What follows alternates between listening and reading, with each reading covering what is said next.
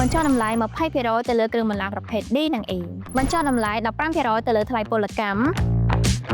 និង15%បន្ថែមទៀតទៅលើទាំងចប់សេវាកម្ម A B C និង D បញ្ចុះតម្លៃ5%ទៅលើគ្រឿងបន្លាស់ A B និង C លើសពីនេះទៅទៀតនឹងធ្វើការត្រួតពិនិត្យទូទៅដែលឥតគិតថ្លៃរីករាយជាមួយនឹងការផ្ដល់ជូនពិសេសពីមជ្ឈមណ្ឌលថែទាំនិងជួសជុលរថយន្តដឹកទំនិញ Isuzu ទៅលើរាល់គ្រឿងបន្លាស់ Isuzu សុទ្ធ 100% និងកញ្ចប់សេវាកម្មជាច្រើនទៀតតោះមកមើលតើកញ្ចប់ប្រូម៉ូសិនទាំងអស់នេះមានអ្វីខ្លះ